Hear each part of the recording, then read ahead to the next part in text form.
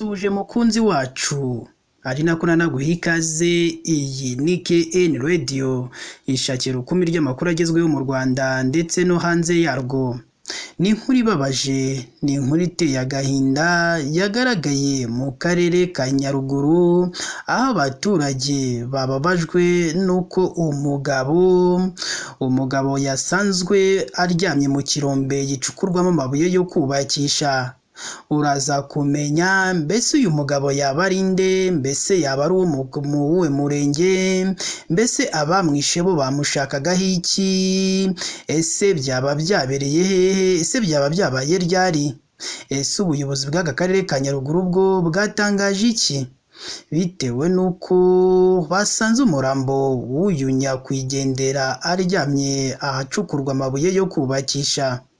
Icyo ngusabye rero nyabona nuko wadushyigikira ukara munsi y'amakuru yacu, urabona ijambo subscribe cyangwa sabone, utukandaho n'akazogera kaza nako gakandeho. Icyo gihe uzaba ushimangiye yuko ugiye kujya uba uwa mbere mu kubona amakuru ya KN Radio tugenda tubagezaho umunsi ku wundi. Reka twitse gato turaza tubabwira byinshi kuri iyi nkuru y'incamugongo yagaragaye muri aka karere ka Nyaruguru.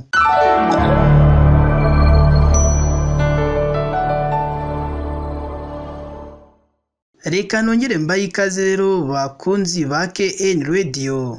Mbere na mbere iyo ngiye kubagezaho amakuru mbanza kubabwira ko mugomba kujya munsi y'iyi nkuru murabona ijambo subscribe cyangwa sabone, muhite mukandaho n'akazugira kaza nako mugakandeho. Icyo gihe muzamushimangiye yuko mugiye kujya muba ba mbere mu kubona amakuru ya KN Radio tugenda tubagezaho umunsi ku wundi. Ni mu karere ka Nyaruguru hagaragaye inkuru y'incamugongo, inkuru ibabaje, inkuru iteye ubwoba, naho abagizi ba nabi bishe umugabo bamujugunya mu kirombe gicukurwamo amabuye yo kubakisha. Ni inkuru kandi yasakaye cyangwa yamenyekanye mu gitondo cyo kuri uyu wa kabiri tariki ya 6 Kanama 2024. Nibwo rero uwo mugabo yagaragaye muri aka karere ka Nyaruguru mu murenge wa Ngera, akagari ka Nyamirama, mu mudugudu wa Nyamirama, aho bahasanze umurambo w'umugabo uri mu kigero cy'imyaka 40 y'amavuko wari uryamye mu kirombe gicukurwamo amabuye yo kubakisha.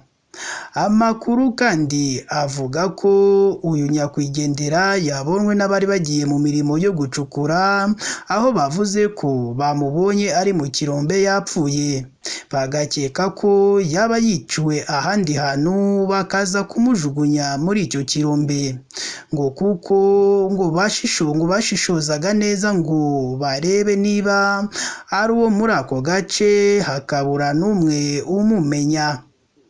Iyi nkuru y'incamugongo ibabaje cyangwa yababaje aba baturage bo muri aka karere ka Nyaruguru mu murenge wa Ngera yanemejwe kandi n'umunyamabanga nshingwabikorwa w'umurenge wa Ngera Rudasingwa Aphrodis, aho yemereye KN Radio avuga ko ayo makuru koko ari ay'ukuri, ndetse ko iperereza kuri uru rupfu rigikomeje ngo hamenyekane ikirwihishe inyuma, hamenyekane kandi n'imyirondoro ya nyakwigendera, kuko imyirondoro yiwe bayishatse kandi bayibuze.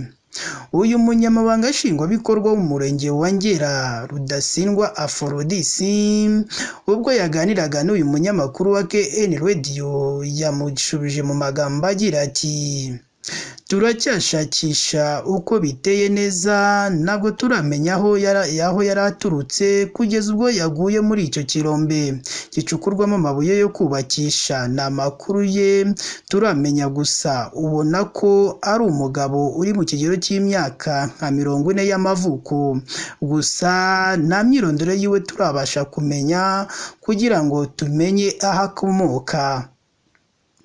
Ibi kandi byaje bikurikiye yuko mu minsi ishize abaturage humvikanye yuko abaturage binubira urugomo rurangwa muri aka gace, cyane cyane ahegereye ahitwa ku kibuye cya Shari muri kano karere ka Nyaruguru, aho bano baturage bavuga ko umutekano wo muri ako gace ari muke, uri mu bituma abifuza kuhasura bahaza baseta ibirenge cyangwa baza bikandagira.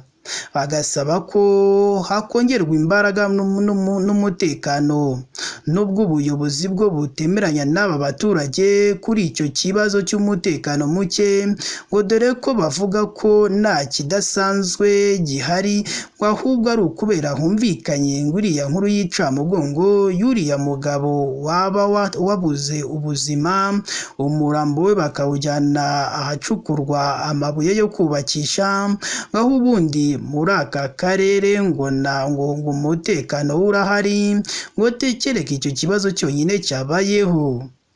Abaturage kandi nyuma yo kumva uyu nyakwigendera cyangwa nyuma yo kubona uyu murambo wa nyakwigendera, bagaragaje uburakari bwinshi, bavuga ko iperereza rigomba gukorwa hakiri kare kugira ngo hamenyekane abantu bihishe inyuma y'urupfu rw'uyu nyakwigendera. Reka ngushimire rero wowe wahisemo gukurikira amakuru kuri KN Radio, nkubwira ko wakoze igikorwa cyiza kandi igikorwa cy'ubutwari. Nawe imba utarakora subscribe, jya munsi y'iyi nkuru yacu urabona ijambo subscribe cyangwa sabone, utukandaho n'akazogera kaza nako gakandeho, icyo gihe uzaba ushimangiye yuko ugiye kujya uba uwa mbere mu kubona amakuru ya KN Radio tugenda tubagezaho umunsi ku wundi.